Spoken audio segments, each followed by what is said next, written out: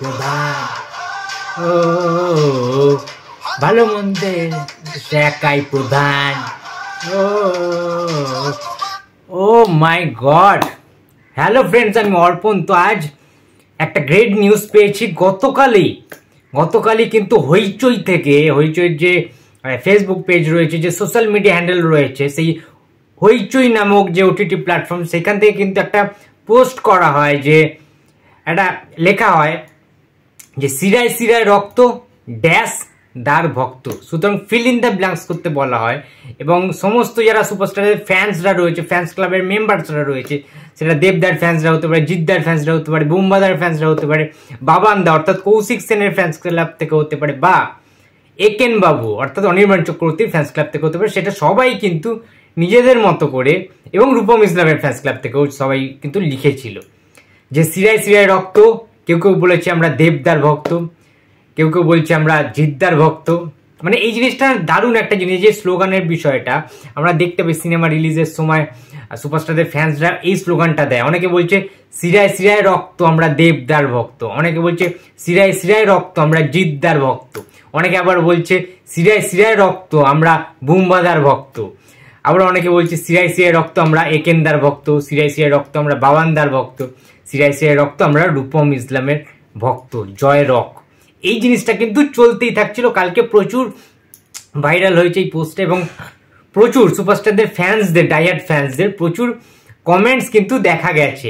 এর থেকে বোঝা যাচ্ছে যে বাংলা সিনেমার যে নস্টালজিয়ার যে রমরমা ব্যাপারটা, ফ্যান্সদের সুপারস্টারদের প্রতি যে ভালোবাসা, যে আবেগ, সেইগুলো কিন্তু কমেন্ট বক্সে আমরা দেখতে পেয়েছি। আর শিরায় শিরায় রক্ত কোনো যে সুপারস্টার ভক্ত, সেই যে নামটা, সেটা কিন্তু সেই স্লোগানটা কিন্তু একটা চরম স্লোগান, গায়ের রক্ত গরম হয়ে যায় সেই স্লোগানটা শুনলে। ঠিক আছে, তো এই জিনিসটা হইচই পোস্ট করেছিল এবং লিখেছিল যে বিগেস্ট সারপ্রাইজ কামিং সুন। অর্থাৎ আমরা একটা গেস করতে পারছিলাম যে তার মানে কি ওটিটি প্ল্যাটফর্ম, হইচইয়ের যে প্ল্যাটফর্ম রয়েছে ওটিটিতে, কি নতুন কোনো সিনেমা আসবে, নাকি ওটিটিতে নতুন কোনো সুপারস্টারের বা দেবদা, জিদ্দা, বুম্বাদা কারোর কোনো নতুন কাজ আসতে চলেছে। এইটা নিয়ে কিন্তু একটা দ্বন্দ্বের মধ্যে আমরা সবাই ছিলাম বেসিক্যালি। আজকে জাস্ট কিছুক্ষণ আগে আমি দেখতে পেলাম হইচই দিয়ে আপলোড দেওয়া হয়েছে, এমনি একটা নিউজ দেওয়া হয়েছে, এক্সক্লুসিভ নিউজ, যে আমরা সবাই জানি যে কতটা হিট করেছিল প্রধান সিনেমাটা। 2023 সালের দেবদার প্রধান সিনেমাটা দুর্ধর্ষ একটা বক্স অফিস কালেকশন করেছিল, একটা রেকর্ড ব্রেকিং কিন্তু কালেকশন করেছিল, এবং ব্লকবাস্টার হয়েছিল। ঠিক আছে, রানিং সাকসেসফুলি ব্লকবাস্টার কিন্তু হয়েছিল প্রধান, যেটা কিনা একটা রাজনৈতিক ছবি, পুলিশ ভার্সেস রাজনীতির একজন মেম্বার্স। ঠিক আছে, একজন আমরা সবাই জানি পঞ্চায়েত প্রধান, যেটার ক্যারেক্টার অনির্বাণ চক্রবর্তী প্লে করেছিল, এবং সুপারস্টার দেবদা অনবদ্য একটা অ্যাক্টিং করেছিলেন। তার যে ডায়লগ, তার যে মানে ভাবভঙ্গি, তার যে বডি ল্যাঙ্গুয়েজ গোটা সিনেমা জুড়ে, এবং সোহমও ছিল, সোহম চক্রবর্তী ছোট্ট একটা রোলে ছিল, যদিও সোহম সিনেমাটাতে মারা যায়, ওই সিনটা খুবই প্যাথেটিক একটা সিন ছিল। বাট ওভারঅল সিনেমাটাতে মিঠাই ছিল, আমাদের মিঠাই সৌমিত্রিষা, অসাধারণ অভিনয়। সেই যেইটুখানি স্পেস পেয়েছে না, সৌমিত্রিষা ফাটিয়ে দিয়েছে। একটা সুন্দর রোমান্টিক গানও ছিল, হয়েছে বলি কি শোন হারিয়ে ফেলেছি মন। এই গানটা ছিল খুব সুন্দর একটা গান, খুব তোমাদের শুনবে হেডফোনে, বেশ ভালো লাগবে।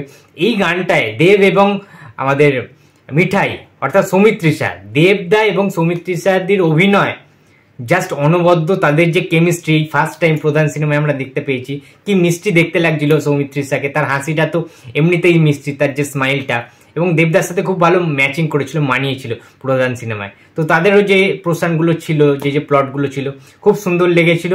এবং যে ক্ল্যাশটা দেখা দিয়েছে দেবদার সাথে অনির্বাণ চক্রবর্তীর, ঠিক আছে, ওই ক্ল্যাশটা দেখার জন্য তো সিনেমাটা দেখতে হবে। এবং বর্তমান সময়ের যে পরিস্থিতি, চাকরি দুর্নীতি এবং বিভিন্ন জিনিসপত্র, সমাজের যে অচল অবস্থা, সেই সমস্ত কিছু আমাদের টোটাল সোসাইটিটার কিন্তু দুরবস্থাটাকে তুলে ধরে, এবং সেখান থেকে বেরোনোর যে উপায়, এবং একটা শিক্ষকের চরিত্রে প্লে করেন পরাণ বন্দ্যোপাধ্যায়, তারও অভিনয় কিন্তু দুর্দান্ত ছিল, অনবদ্য ছিল। আমরা জানি যে পরাণ বন্দ্যোপাধ্যায়ের সাথে কিন্তু দেবদার একটা খুব ভালো কেমিস্ট্রি কিন্তু হয়ে গিয়েছে টনিকের পর থেকে।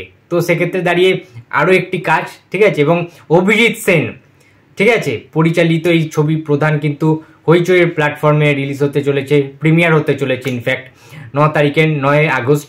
তো তোমরা কেউ দেখতে ভুলো না। একটি যৌথ প্রযোজনায় এই ফিল্মটা ছিল, রিলিজ পেয়েছিল, যেমন দেব এন্টারটেনমেন্ট ভেঞ্চার্স, দেবদার নিজস্ব প্রোডাকশন হাউস এবং বেঙ্গল টকিজ অর্থাৎ অতনু রায়চৌধুরীর যে প্রোডাকশন হাউস, তারা কিন্তু যৌথভাবে কোলাবোরেট করে কিন্তু প্রধান সিনেমাটাকে রিলিজ করেছিল এবং যেটা bumper response, bumper housefull record গড়েছিল এবং ব্লকবাস্টার কিন্তু হয়েছিল প্রধান সিনেমা। তো যারা যারা এখন অবধি দেখোনি বা দেখে ফেলেছো আবার দেখতে চাইছো, তারা 9 তারিখে চোখ রেখো হইচইতে প্রিমিয়ারে। তো বন্ধুরা, দেবদার আরও অনবদ্য কাজ হইচই প্ল্যাটফর্মে আসুক, এটাই আশা করব এবং এইভাবেই স্যাটেলাইট রাইটগুলো কিনুক ওটিটি প্ল্যাটফর্মগুলো এবং সিনেমাগুলো আরও বেশি করে আর্নিং করুক প্রোডাকশন হাউসে, আরও লক্ষ্মী লাভ হোক, এটাই কিন্তু চাইবো। তো বন্ধুরা, এই ছিল আজকে আমার ভিডিও। তো ভিডিওটা যদি ভালো লাগে তো please like, comment and share করতে ভুলো না। যদি চ্যানেলে নতুন হয়ে থাকো তো প্লিজ সাবস্ক্রাইব করে দিও। তো দেখা হচ্ছে আবার পরের ভিডিওতে। তো টাটা।